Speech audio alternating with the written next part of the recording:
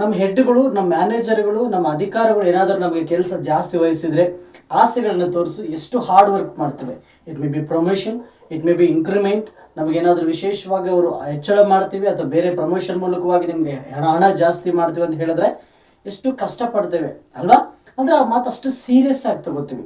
ನಿನಗೆ ಎಷ್ಟೋ ಸಾರಿ ನೀನು ಹೋಗುವಂಥ ಸಭೆಯಲ್ಲಿ ಸಭಾಪಾಲಕರುಗಳು ನಿನಗೆ ತಿಳಿಸಿರ್ಬೇಕು, ನಿನ್ನ ಭಕ್ತಿಯಲ್ಲಿ ಚೆನ್ನಾಗಿ ಭಕ್ತಿ ಮಾಡಂತ ಹೇಳಿ, ಆಲಯಕ್ಕೆ ಚೆನ್ನಾಗಿ ಬಾ ಅಂತ ಹೇಳಿ, ಅಥವಾ ನಿನ್ನ ತಂದೆ ತಾಯಿಗಳನ್ನು ಪ್ರೀತಿಸುವಂಥ ವಿಚಾರವಾಗಿ ಆಶೀರ್ವಾದಗಳು ಬರುತ್ತಂತ ಹೇಳಿ, ಅಥವಾ ನಿನ್ನ ಕರ್ತವ್ಯ ದೇವ ನಂಬಿಕೆಯಲ್ಲಿರುವಾಗ ದೇವರು ಕೊಟ್ಟಂಥ ಒಂದು ಭಕ್ತಿಯ ಕರ್ತವ್ಯ ಚೆನ್ನಾಗಿ ಮಾಡ್ಬೇಕಂತ ಹೇಳಿ ಆ ರೀತಿ ಸೀರಿಯಸ್ನೆಸ್ ತಗೊಳ್ತೀವ.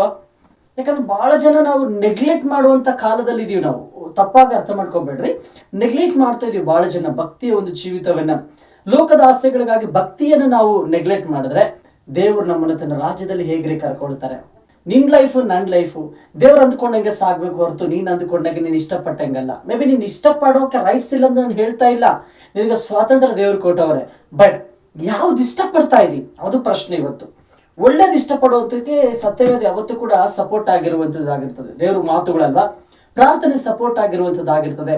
ಸೊ ದೇವರನ್ನೇ ಪಕ್ಕಕ್ಕೆ ಇಟ್ಬಿಟ್ಟು ನೀನು ಬೇರೆ ವಿಚಾರಗಳಲ್ಲಿ ತೊಡಗಿದ್ರೆ ಯು ಕೆನಾಟ್ ಬಿ ಸಕ್ಸೀಡೆಡ್, ನೀನು ಸಾಧಿಸಲಿಕ್ಕೆ ಆಗುವುದಿಲ್ಲ. ಅದಕ್ಕೆ ಯಾವಾಗ ನಾವು ಭಕ್ತಿಗೆ ಪ್ರಯಾರಿಟಿ ಕೊಡ್ತೀವೋ ಆಟೋಮೆಟಿಕ್ ಆಗಿ ಬೇರೆ ಕಾರ್ಯಗಳು ನಮಗೆ ಅನುಕೂಲ ಆಗುತ್ತೆ. ದೇವರೆಷ್ಟು ಹೇಳ್ತಿರ್ತಾರೆ ನಿನಗೆ, ದೇವರ ಸೇವಕರ ಮೂಲಕವಾಗಿ ಅಥವಾ ನಿನ್ನ ಮನೆಯಲ್ಲಿರುವಂಥ ಆತ್ಮಿಕರ ಮೂಲಕವಾಗಿ ಎಷ್ಟು ಮಾತು ಹೇಳ್ತಿರ್ತಾರೆ. ಯಾವತ್ತಾದ್ರೂ ಸೀರಿಯಸ್ನೆಸ್ ತಗೊಂಡಿದ್ದೀಯಾ? ನೆಗ್ಲಿಜೆನ್ಸಿ. ಯಾಕಂದ್ರೆ ಈ ಮಾತುಗಳು ಕೇಳಿ ಕೇಳಿ ನಾವು ಸುಸ್ತಾಗಿ ಹೋಗಿದ್ದೀವಿ ಅಂತಾರೆ ಕೆಲವು ಜನ.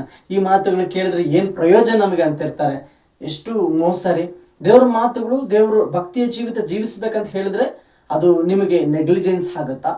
ಕೆಲವು ಜನ ನೆಗ್ಲಿಜೆನ್ಸ್ ಅಂತಾನೆ ಭಕ್ತಿಯನ್ನು ದೂರ ಇಟ್ಬಿಟ್ಟು ತಮ್ಮನ್ನ ಪಾಪಕ್ಕೆ ಹತ್ತಿರ ಮಾಡಿಕೊಳ್ತಾ ಇದ್ದಾರೆ. ನೀನು ಪಾಪದಿಂದ ಯಾವಾಗ ದೂರ ಆಗ್ತಿ? ಭಕ್ತಿಗೆ ನೀನು ಹತ್ತಿರವಾದಾಗ. ನೀನು ಅಂದ್ಕೊಳ್ಬೋದು ಸಂಪಾದನೆ ಮಾಡುವಂಥ ಹಣ, ವ್ಯಾಮೋಹ, ಇವೆಲ್ಲ ಆಸೆ ತಪ್ಪ ಅಂತ ಹೇಳಿ. ನಿಜವಾಗ್ಲೂ ದೇವ್ರನ್ನ ಬಿಟ್ಟು ನೀವು ಏನೇ ಆಸೆ ಪಟ್ಟರು ಕೂಡ ಅದು ತಪ್ಪನೇ. ದೇವ್ರನ್ನ ಆಸೆ ಪಟ್ಟರೆ ಬೇರೆ ವಿಚಾರಗಳು ದೇವರು ಕೊಡ್ತಾರೆ. ಎಷ್ಟೋ ಜನಗಳು ಬೈಬಲಲ್ಲಿ ದೀನರನ್ನ, ದರಿದ್ರರನ್ನ ದೇವ್ರ ಮೇಲೆ ತೆಗೆದುಕೊಳ್ಳುವಂಥ ಸಾಕ್ಷಿಗಳಿದೆ. ಹಾಗಂದ ಮೇಲೆ ನಿನ್ನ ಲೈಫ್ಗೆ ದೇವರು ಒಂದು ದಾರಿ ತೋರಿಸಲ್ವಾ? ಡೆಫಿನೆಟ್ಲಿ ಹೀ ಡಸ್, ದೇವರು ಕಾರ್ಯ ಮಾಡ್ತಾನೆ.